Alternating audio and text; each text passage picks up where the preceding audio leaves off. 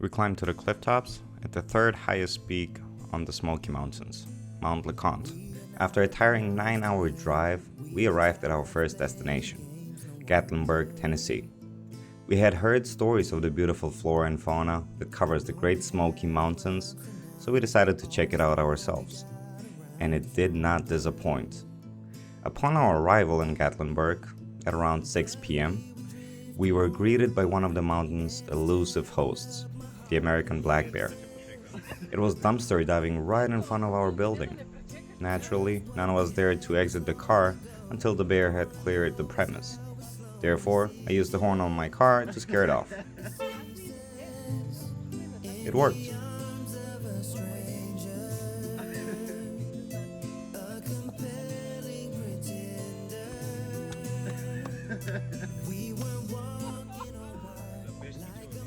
We had heard bears roaming these vast mountains, but did not expect to encounter one as soon as we arrived.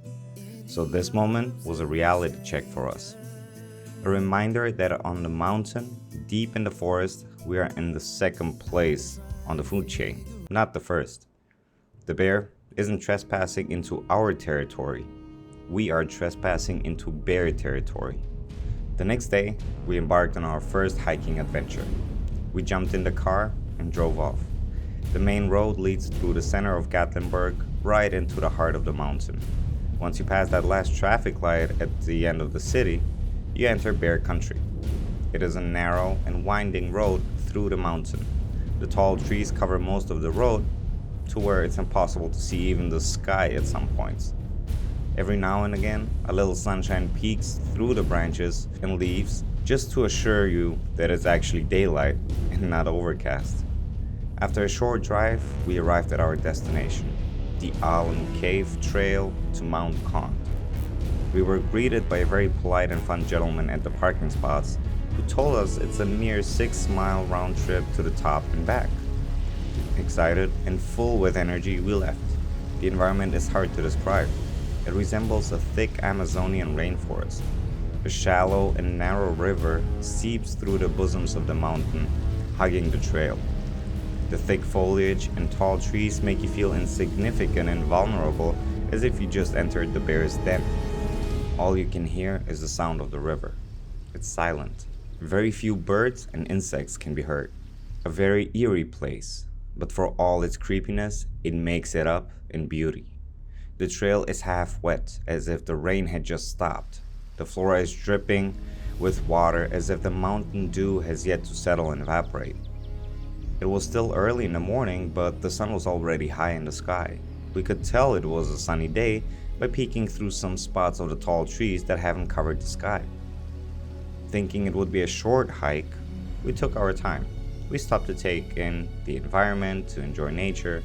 We took pictures by the river, in the riverbed, unaware that our journey had actually just begun and was a long way ahead of us. Man-made bridges made it easier to cross the riverbed. A rocky, narrow, and uphill path would lead us to the so-called Alum Cave. Rumors had it was a popular place to go to and a fun hike, to explore nature in its raw beauty. The rumors were true. Although the cave was breathtaking with its size, it wasn't actually a cave. It was as if a giant had carved out a huge piece of the mountain with a giant spoon. The giant rock formation stood over the hiking trail and partially covered some of the trees of the forest. It wasn't anything spectacular, but its size is what made it extraordinary. Upon our arrival at the Alum Cave, there was an old wooden sign that read, "Top of Mount Conte, 2.5 miles. At that point, we had already hiked for 3.5 miles. It's actually 6 miles one way. We were tired, but we decided to continue the hike. As soon as we hit the path towards the top, we could tell it would be a little challenging, but that didn't stop us. On the contrary, the more challenging it got, the more we got motivated to reach the top. The wet rocks and protruding roots of the trees made it extremely slippery. It was a constant uphill battle with occasional flat and very slight downhill parts of the track. The more we gained in elevation, the chillier it became. Fog and intermittent rain became more frequent. But we were determined to reach the top. Most of the ground was covered in soft moss. In some places, water was running down the mountain, forming tiny rivers and waterfalls. The last stretch of the hike was through a dark path through the forest. Even though it was noon, the path was overgrown by these 100-year-old trees, and little to no sunlight would come through. In combination with the fog and eerie silence, it made us very vigilant and aware of our surroundings. We had heard that bears frequent these parts of the woods, so we were very watchful.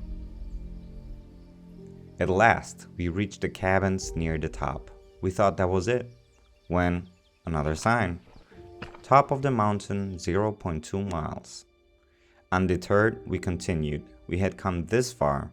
We are not turning back around now. This last part was the most difficult part of reaching the top.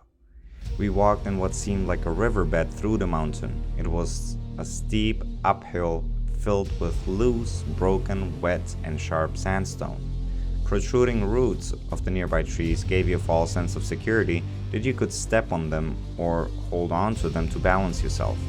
But that made it only worse. We were equipped with the proper hiking gear, but this terrain was just extreme. Oh, wow.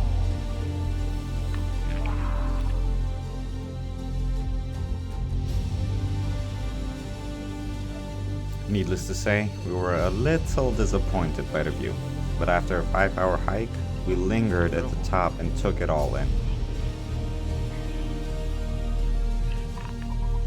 What the? Prohibited. So, no. The descent was less dramatic. It was an easy way down. We made it to the Alum Cave in half the time it took us to climb up to the top from there. The strenuous hike took its toll. Muscle pain and fatigue caught up with us. We wanted to rest a little more at the Alum Cave, but we knew that we still had a 3.5-mile hike ahead of us, to the car. So we continued. It wasn't long after we had left the Alum Cave that we heard a rumble in the sky.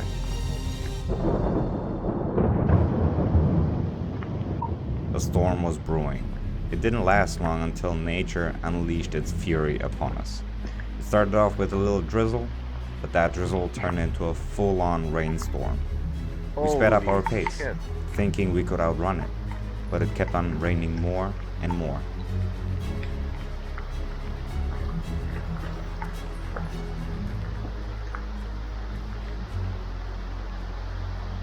We reached a small cave along the path and decided to stop for a minute.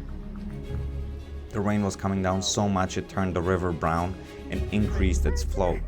Water was gushing down the mountain and it just kept getting worse. We knew one thing.